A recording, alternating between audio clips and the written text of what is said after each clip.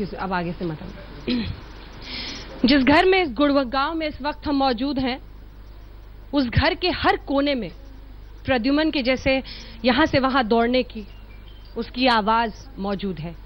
लेकिन ये सब कुछ सिमट गया है एक मां के आंसुओं में। उस दुख के अंबार का आप अंदाजा नहीं लगा सकते। 5 मिनट पहले जिस पिता ने अपने बच्चे को स्कूल में छोड़ा था, बाहर आकर इसी चौखट पर चप्पल भी नहीं उतारे थे, स्कूल से फोन आ गया कि आपके बच्चे के साथ ऐसा हो गया है।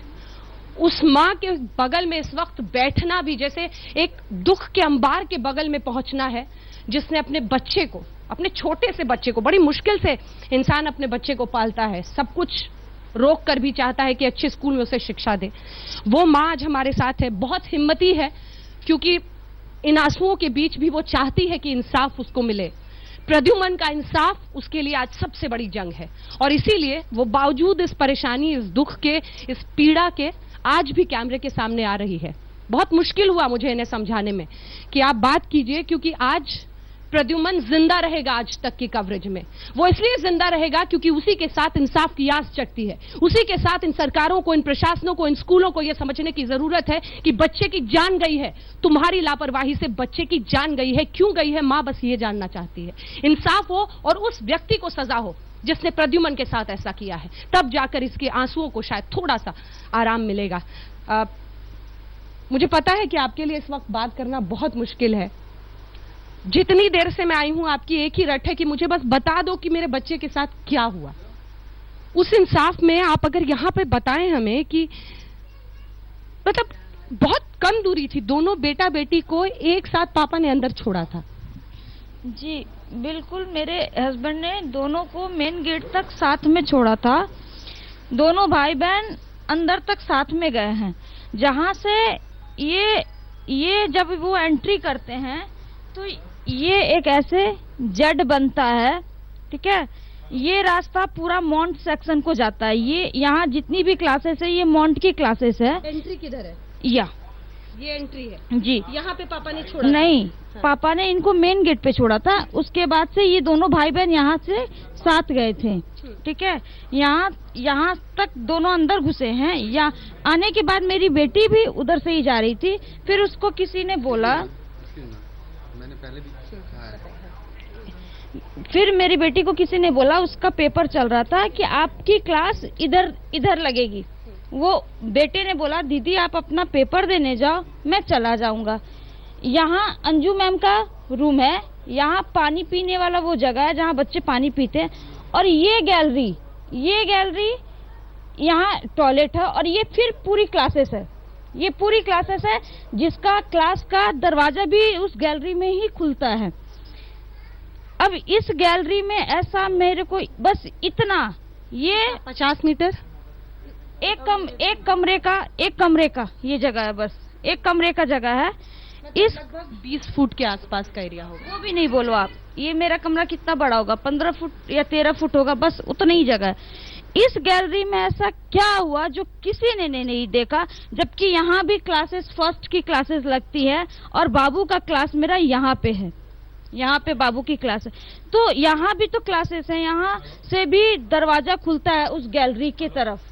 टीचर्स बोर्ड के सामने ही बैठती है, और दरवाजा ठीक बोर्ड के सामने ही होता है, ऐसा नहीं है। और उसका बैग भी वहीं पे था जी, उसका बैग भी वहीं पे था, बाथरूम के बाहर जी। बाथरूम के बाहर उसका बैग और उसका बोतल था जिसमें खून लगा हुआ था। और वहाँ उन लोगों ने उसी क्लास की बच्ची को बोला कि ये बोतल धो दो और अपने हैंड वॉश कर लो। स्कूल में किसी ने कहा कि बोतल धो दो जी, एक छोटी सी बच्ची के साथ जो बाबू के साथ ही पढ़ता था, उसी को बोला कि वो बोतल धो दो और आप अपने हैंड वॉश करके अपनी क्लास में चले जाओ। क्या कहेंगे आप, अगर देश आपको सुन रहा है, हर माँ की आंख से आंसू आज गिर रहा है प्रद्युमन के? कुछ नहीं बोलना, बस मेरे बेटे को इंसाफ दिला दो। मैं यही बोल रही हूँ कि उसके साथ क्या हुआ है, बस मुझे ये जानना है। कि उसके साथ क्या हुआ है। मुझे बस कुछ नहीं चाहिए, मुझे इंसाफ चाहिए। मुझे कुछ नहीं चाहिए, मुझे इंसाफ चाहिए। मेरे बाबू के साथ किसी ने ऐसा क्यों किया है, वो हम भी तो जानना चाहेंगे कि क्यों किया उसके साथ किसी ने। वो तो 7 साल का एक छोटा सा बच्चा था जो सिर्फ खेलना ही समझता था। उसकी दुनिया में खेलना और पढ़ना यही था। उस दिन भी सुबह अच्छे मूड में गया था। जी मैम, उसके बेस्ट फ्रेंड का उस दिन बर्थडे था और वो बहुत खुशी से गया था, क्योंकि सर्वेश ने उसको बोला था कि जब मैं चॉकलेट डिस्ट्रीब्यूट करने जाऊंगा तो तुम मेरे साथ में चलना, और वो सिर्फ इसीलिए बहुत खुशी से गया था। मतलब कभी उसके मन में कोई झिझक या डर नहीं था? कभी नहीं मैम, कभी भी नहीं। मेरा बच्चा खुद से नहा धो के रेडी होके, खुद से कपड़ा पहन, सब कुछ खुद से करके, खुद से एकदम रेडी होता था। देश भर में आज बहुत सारे ऐसे बच्चे हैं जिनकी माँ सुन रही है आपको, क्योंकि सबको लग रहा है कि प्रद्युमन के साथ उनका एक हिस्सा गया है। बहुत डर भी है लोगों के मन में, लेकिन प्रद्युमन के लिए, इंसाफ के लिए उन लोगों को क्या कहेंगे? मैं यही बोल रही हूँ कि वो मेरा बेटा नहीं था, वो आप सबका बेटा था। आप सब लोग उसके लिए न्याय मांगो, उसके लिए बस ये सोचो कि जो किया है वो सामने आ जाए। मुझे कुछ नहीं चाहिए। मैं बोल रही हूँ कि मेरा बेटा मेरा नहीं था। मैंने 7 साल भगवान ने मुझे उसका सेवा करने का मौका दिया था। आज वो चीज मैंने किया, और आज मैं आप सभी माँ को बोल रही हूँ कि आप लोग सभी मिलके उसकी बोलने के हक में नहीं है। आप बोलिए अगर वो नहीं बोलना चाह रहे, ठीक है, कोई बात नहीं, उनसे नहीं बुलवा रहे ना। हमें अभी कोई कमेंट नहीं करना है। मैं प्रद्युमन का चाहता हूँ, मुझे कोई कमेंट नहीं करना है। मैं क्या जो में यही सब सवाल लगता है ना कि आखिर किसने कर दिया, क्या कर दिया, एक बच्चे से क्या दुश्मनी?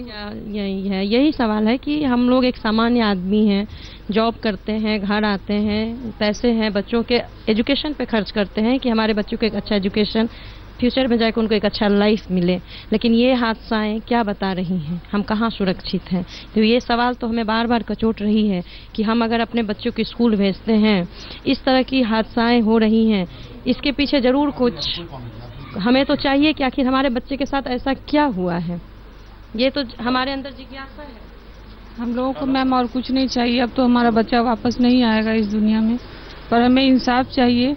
आप लोग सीबीआई जांच कराइए, जिससे हम लोगों को सच्चाई का पता चले कि आखिर हमारे बच्चे के साथ ऐसा क्या हुआ जो उसकी जान चली गई। घर में जो असमंजस की स्थिति बनी हुई है उसका अंदाजा भी आप लगा सकते हैं। पूरे परिवार में कितना आप बोलना चाहेंगे कुछ? क्योंकि कुछ नहीं, हमको सीबीआई जांच करा दीजिए आप लोग मेरा बच्चा का। मेरे को क्योंकि कुछ मेरे नहीं मन में चाहिए। बहुत ऐसा सवाल है कि मेरा इतना छोटा बच्चा, बस हमें ये चाहिए, आप चाहे जो जैसे रोड चलते जितनी हुए ताकत आदमी लगाओ। उसको उस तरह से प्यार कर सकता था। इतना मासूम मेरा बच्चा। मेरे कैसे बच्चे वो को बस आदमी आप इंसाफ दिलाओ। उसके लिए आप चाहे जो कर सकते हो, सीबीआई जांच कराओ, जो कराओ, बस मेरे बेटे को इंसाफ चाहिए, मेरे बच्चे को ताकि इंसाफ मेरा बच्चा कभी ये ना सोचे कि जो मेरे साथ हुआ वो शायद चिल्लाया भी होगा मेरा बच्चा, वो चाकू देख के डरा भी होगा मेरा बच्चा कि शायद कोई मेरे को बचा लेता, शायद कोई तो वहां आ जाता। मैम बस उसको इंसाफ दिला दो मैम, मेरे को कुछ नहीं चाहिए, मेरे बाबू को इंसाफ दिला दो बस।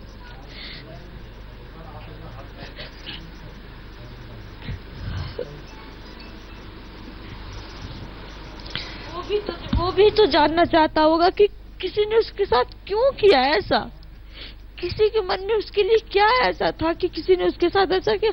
वो 7 साल का बच्चा तो कुछ समझने लायक भी नहीं था। जब उसने देखा होगा, उसको खुद नहीं समझ आया होगा कि मैम ये क्या हो रहा है मेरे साथ और क्यों हो रहा है मेरे साथ। वो बच्चा तो ये भी नहीं समझा होगा कि क्यों उसके साथ ऐसा हो रहा है, क्यों हो रहा है उसके साथ।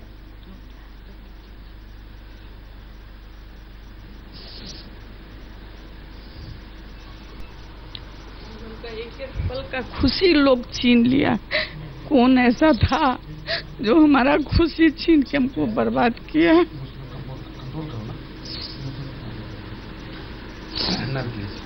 प्लीज आई रिक्वेस्ट आंसुओं के बीच कई उलझे हुए सवाल, एक मां की इंसाफ की आस। स्टूडियो।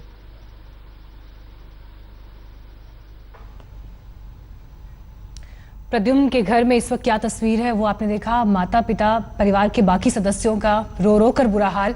इंसाफ की मांग लगातार वहां से उठ रही है। सीबीआई जांच हो, कारण क्या है वो सामने आए जिसकी वजह से प्रद्युम्न अब इस दुनिया में नहीं है। सारे गुनहगार जेल के पीछे हो, सलाखों के पीछे हो, मांग सिर्फ यही। एक मां और उसके कई सवाल हैं, वो अभी भी लगातार पूछ रही हैं।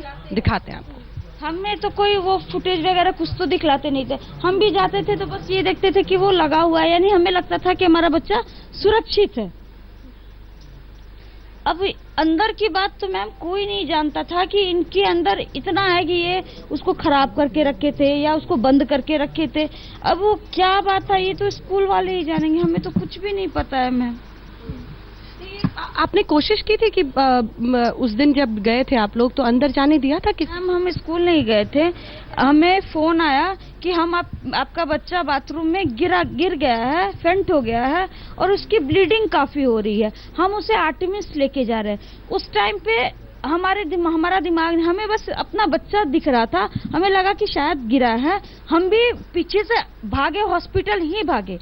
जब सब थोड़ा माइक नीचे कर दें प्लीज, उनके लिए दिक्कत हो रही है। सारे माइक नीचे कर दें, बोलने में परेशानी हो रही होगी। मैं हॉस्पिटल गई तो जब मेरे हस्बैंड भी गए, मैं भी गई। जैसे मैं गई तो डॉक्टर ने बोला आप इनको बाहर कर दो। तो मेरे हस्बैंड ने मेरे इशारे से बोला कि आप बाहर वेट करो, मैं बात कर। मैं बाहर निकल गई लेकिन मुझसे बाहर रहा नहीं गया। इसकी मैम जब भी मुझसे ये बोल रही थी अंजू मैम कि आप भगवान को प्रे करो कि आपका बच्चा ठीक हो जाए। मैम महाकाल को आप प्रे करो कि वो बच जाए, वो ठीक हो जाए। मैं बार बार पूछ रही थी मैम उसको ज्यादा चोट लगी है, क्या हुआ है मैम आप बताओ। तो मुझसे नहीं रहा गया, मैं दौड़ के फिर गई, भागती हुई अंदर जाके देखी मेरा बच्चा आंख बंद करके लग रहा था जैसे कि अभी सोया है मैम, अभी सोया है। और उसके पापा उसके पैर को पकड़ के काफी रो रहे थे। मैं तब भी नहीं समझ पाई, मैं पागल थी। मैं तब भी नहीं समझ पाई कि उसके पापा क्यों रो रहे हैं। मैं तो यही समझ रही थी कि वो बोले कि तुम चिंता मत करो, अंदर उसको ले जाएंगे, स्टिच कर देंगे, वो ठीक हो जाएगा। वो मुझसे झूठ बोल रहे थे कि कहीं ये वहाँ रोना ना स्टार्ट कर दे। मैं इसी आशा में बैठी थी। मैं बाहर बैठ के मैं मन्नत कर रही थी कि अगर मेरा बेटा ठीक हो जाएगा मैं इस भगवान के पास ले जाऊंगी, उस भगवान के पास ले जाऊंगी, बस मेरा बच्चा ठीक हो जाए। मेरे को कुछ नहीं चाहिए मैम, मेरा बच्चा बस ठीक हो जाए। ठीक है, आप आराम कर लीजिए, आराम। तो माँ के लिए बहुत मुश्किल है, उनके लिए परेशानी का अंदाजा आप लगा सकते हैं जिससे ये गुजर रही हैं। क्या स्थिति है वो तस्वीर हम आपको लगातार दिखा रहे हैं। परिवार से बात करने की भी कोशिश, लेकिन एक मां जो अपने बच्चे को खो चुकी है, अब इंसाफ की आस में है, उसके गम का अंदाजा शायद आप हम कोई नहीं लगा सकते। लेकिन सबसे बड़ा सवाल इस वक्त यही बना हुआ है कि इंसाफ उसके बच्चे के साथ हो। रेयान हेड ऑफिस की जांच भी होगी, बड़ी खबर इस वक्त ये आ रही है। हालांकि इससे पहले इसी गुड़गांव के स्कूल के मैनेजमेंट के 2 अधिकारियों को जो है गिरफ्तार भी किया गया है, लेकिन अब बड़ी खबर यह भी आ रही है कि रेयान हेड ऑफिस की भी जांच होगी। हालांकि एसआईटी ने भी जो रिपोर्ट सौंपी है उसमें स्कूल प्रबंधन के ऊपर और जिस तरह से स्कूल चल रहा था, जिन सुविधाओं के साथ, उस पर तमाम सवाल खड़े किए हैं। बहुत गंभीर सवाल है ये, लिहाजा अब हेड ऑफिस भी जांच के दायरे में। मुंबई में ये हेड ऑफिस है, हरियाणा की एक पुलिस टीम वहां जाएगी और इसके बाद वहां पर भी इन्वेस्टिगेशन होगा। स्कूल प्रबंधन ये कह रहा है कि जांच में हर तरह का सहयोग करेंगे, लेकिन तमाम सवाल इस बात पर खड़े होते हैं कि आखिर स्कूल में जो सुविधाएं थी बच्चों की सुरक्षा को लेकर, क्या उसका कोई रूटीन चेक होता भी था? क्योंकि सीसीटीवी कैमरे ठीक से काम नहीं कर रहे थे, बाउंड्री वॉल टूटी हुई थी, ऐसे कई गंभीर सवाल हैं। लेकिन और जो बड़ी खबरें सामने इस वक्त आ रही हैं, कल लाठीचार्ज भी हुआ था क्योंकि अभिभावक बेहद नाराज थे इस पूरी घटना के बाद से और स्कूल के बाहर पहुंचे थे, गेट तोड़ने की कोशिश हुई और इस दौरान पुलिस ने अभिभावकों पर लाठीचार्ज किया। जो पत्रकार वहां रिपोर्ट कर रहे थे उन पर लाठीचार्ज किया। पुलिस के इस एक्शन को लेकर चौतरफा निंदा हुई। अब सदर थाना 2 एसएचओ हैं, सदर थाना क्षेत्र के एसएचओ, उन्हें सस्पेंड किया गया है। इसके अलावा सोना रोड के जो एसएचओ हैं उनको भी सस्पेंड किया गया है।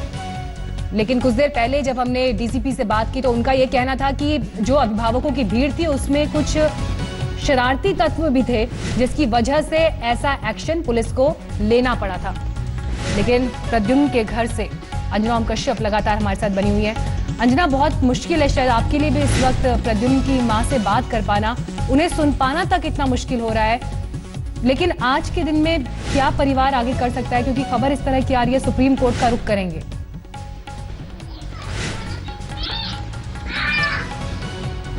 बिल्कुल, क्योंकि मतलब जब से मैं यहाँ अंदर आई हूँ एक ही सवाल है सबका कि हमें पता तो चले। अगर पहले से किसी ने प्लानिंग की थी, मतलब आप सोचिए भाई बहन एक साथ अंदर पहुंचे, बहन ने कहा मुझे उस तरफ जाना है, भाई ने कहा मैं क्लास में चला जाऊंगा दीदी तुम जाओ, वो मुड़ा।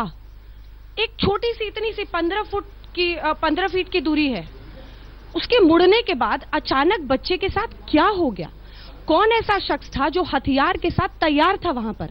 कौन वार कर सकता है? स्कूल में किसी को क्यों नहीं दिखा? ये सवाल, और इस सवाल का जवाब इस बात से नहीं मिल रहा है कि पुलिस ने एक कंडक्टर को पकड़ा है जो बता रहा है कि मैंने ऐसा किया, खुद ही बता रहा है, कभी कुछ बोलता है कभी कुछ बोलता है। इनका सिर्फ ये कहना है अगर कोई पहले से तैयार था तो दुश्मनी क्या हो सकती है? कोई 7 साल के प्रद्युम्न को, एक बच्चे को क्यों मारेगा? सवाल का अंतिम जवाब सिर्फ सीबीआई जांच के साथ ही भरोसा जगता है, और इसीलिए पिता और मां बड़े फोकस्ड हैं इन भावनाओं के, आप कह सकते हैं भंवर में भी। वो उन्हें पता है कि उन्हें हर हाल में बस ये जानना है कि उनके प्रद्युम्न के साथ जब बहन ने उसको छोड़ा उसके बाद अगले 5 मिनट में क्या हुआ, कि उसकी इतनी बेरहमी से, इतनी क्रूरता से हत्या कर दी गई। माँ उन आखिरी लम्हों को याद करती है तो जैसे अंबार फूट जाता है अंदर से कि आखिर एक छोटे से 7 साल के बच्चे के साथ आप सोचिए चाकू से, मतलब ऐसी मौत कोई माँ कल्पना नहीं कर सकती है। और इसीलिए मीनाक्षी, मतलब मैं बार बार इनको परेशान भी नहीं करना चाहती हूँ, आप इनकी हालत देखिए, क्योंकि सुबह जब हम आए तो डॉक्टर्स भी यहाँ पर थे, सब मना कर रहे हैं कि इनसे ज्यादा बातचीत कराने की, लेकिन ये माँ सिर्फ इतना चाहती है कि इनकी लड़ाई को कोई ठंडा ना होने दे। इनकी लड़ाई सिर्फ ये है कि इनको जानना है कि इनके 7 साल के प्रद्युम्न के साथ आखिर उस आखिरी लम्हों में क्या हुआ, कोई क्यों मार सकता है? अगर कंडक्टर था तो पहले से हथियार के साथ कैसे तैयार था? उसको कैसे पता था कि उन्हीं 5 मिनट में वो कुछ कोशिश भी करेगा, बच्चा मना भी करेगा, फिर वो चाकू से भी मार देगा?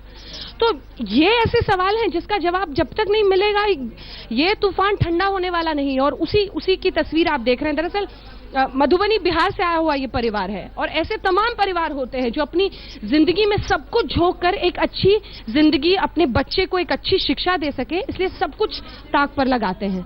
वैसी ही माँ थी, सुबह सुबह तैयार होकर अपने दोनों बच्चों को पढ़ाना, कैसे आगे बढ़ाना है, कैसे उनकी जिंदगी संवारनी है, उसमें इतनी लीन थी कि सुध नहीं था कि ऐसा कुछ हो सकता है। जब देखा कि बच्चा लेटा हुआ है, आप सोचिए 7 साल का आपका बच्चा अगर कफन में इस तरह से लपेट कर आंखों के आगे से ले जाया जाए तो क्या बीतेगी उस माँ पर? क्योंकि वो सवाल इतना कचोटते हैं मन को कि प्रद्युम्न की हंसी, उसकी खुशी, उसका जीवन सब कुछ झलकियों की तरह आगे बीतता है। और अब माँ पिता सब यही चाहते हैं कि हर हाल में सुप्रीम कोर्ट की तरफ से ही सही सीबीआई जांच की मांग हो। मैं बहुत ज्यादा, मतलब सीबीआई जांच पर ही अब स्ट्रेस है। अब क्या इनसे बार की जाए, क्या इनको बार बार उसी दुख में झमेला जाए, क्योंकि एक चैनल आता है तो सब माइक लगा देते हैं, नाक तक माइक पहुंच जाता है, लेकिन इन सब के बीच उस माँ के दर्द को कौन समझेगा?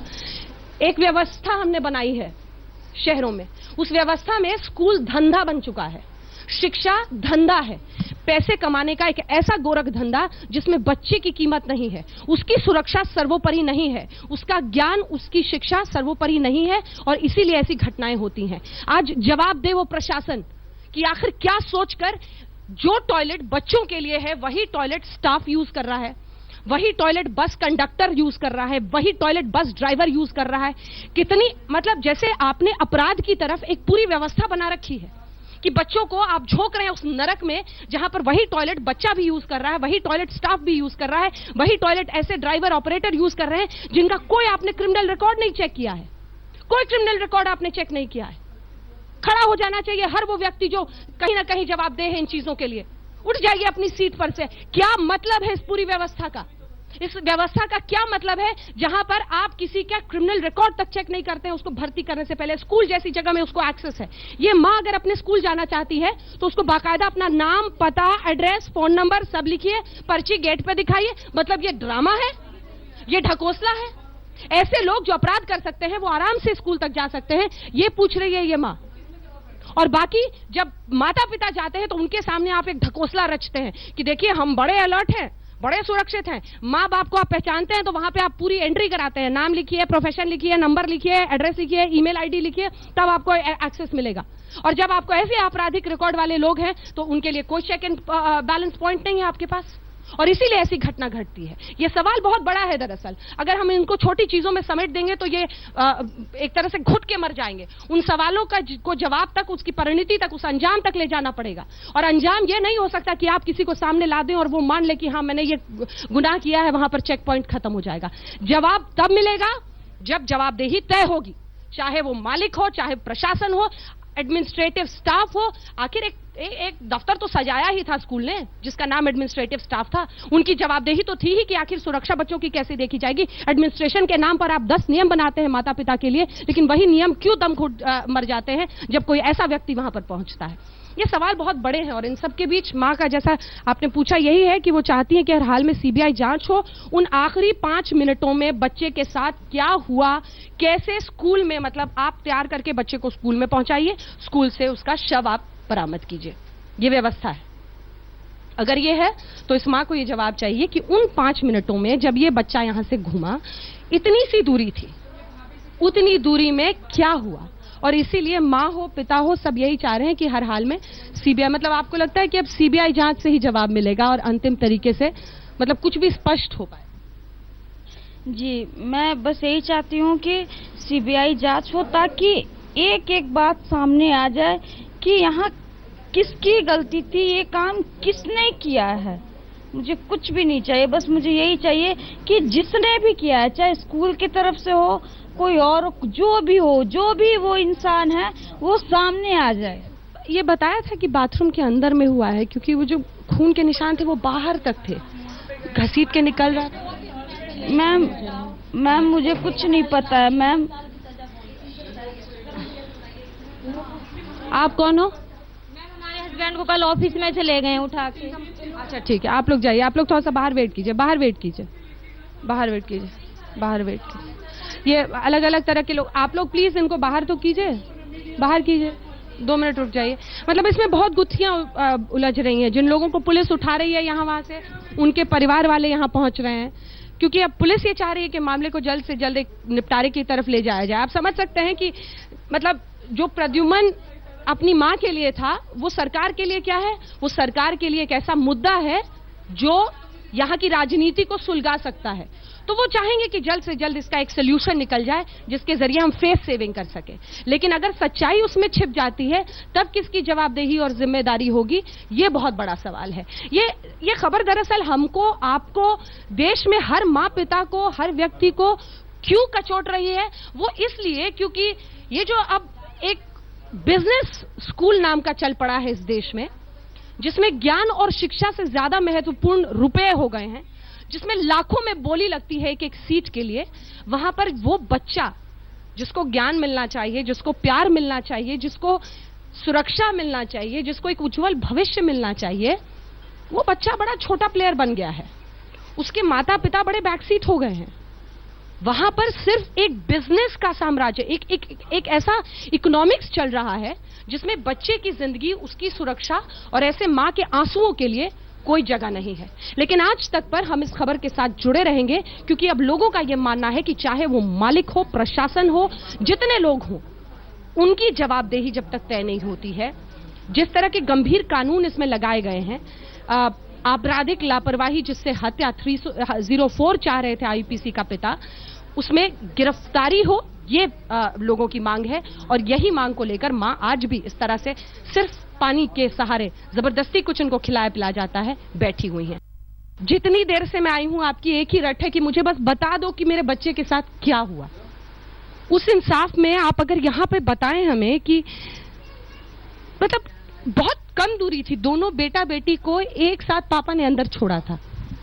जी बिल्कुल, मेरे हस्बैंड ने दोनों को मेन गेट तक साथ में छोड़ा था। दोनों भाई बहन अंदर तक साथ में गए हैं। जहाँ से ये जब वो एंट्री करते हैं तो ये एक ऐसे जेड बनता है, ठीक है। ये रास्ता पूरा मॉन्ट सेक्शन को जाता है। ये यहाँ जितनी भी क्लासेस है ये मॉन्ट की क्लासेस है। एंट्री किधर है? ये एंट्री है जी। यहाँ पे पापा ने छोड़ा? नहीं, हाँ। पापा ने इनको मेन गेट पे छोड़ा था। उसके बाद से ये दोनों भाई बहन यहाँ से साथ गए थे, ठीक है। यहाँ तक दोनों अंदर घुसे हैं। यहाँ आने के बाद मेरी बेटी भी उधर से ही जा रही थी। फिर उसको किसी ने बोला, मैंने पहले भी कहा है। फिर मेरी बेटी को किसी ने बोला, उसका पेपर चल रहा था, कि आपकी क्लास इधर लगेगी। वो बेटे ने बोला, दीदी आप अपना पेपर देने जाओ, मैं चला जाऊंगा। यहाँ अंजू मैम का रूम है। यहाँ पानी पीने वाला वो जगह है जहाँ बच्चे पानी पीते हैं। और ये गैलरी यहाँ टॉयलेट है। और ये फिर पूरी क्लासेस है। ये पूरी क्लासेस है जिसका क्लास का दरवाजा भी उस गैलरी में ही खुलता है। अब इस गैलरी में ऐसा मेरे को बस इतना, ये 50 मीटर एक कमरे का ये जगह है। बस एक कमरे का जगह है। इस 20 फुट के आसपास का एरिया होगा। वो भी नहीं बोलो आप। ये मेरा कमरा कितना बड़ा होगा? 15 फुट या 13 फुट होगा, बस उतना ही जगह है। इस गैलरी में ऐसा क्या हुआ जो किसी ने नहीं देखा, जबकि यहाँ भी क्लासेस, फर्स्ट की क्लासेस लगती है और बाबू का क्लास मेरा यहाँ पे है। यहाँ पे बाबू की क्लास है। तो यहाँ भी तो क्लासेस हैं। यहाँ से भी दरवाजा खुलता है उस गैलरी के तरफ। टीचर्स बोर्ड के सामने ही बैठती है और दरवाजा ठीक बोर्ड के सामने ही होता है। ऐसा नहीं है। और उसका बैग भी वहीं पे था? जी, उसका बैग भी वहीं पे था, बाथरूम के बाहर। जी, बाथरूम के बाहर उसका बैग और उसका बॉटल था जिसमें खून लगा हुआ था। और वहाँ उन लोगों ने उसी क्लास की बच्ची को बोला कि ये बॉटल धो दो और अपने हैंड वॉश कर लो।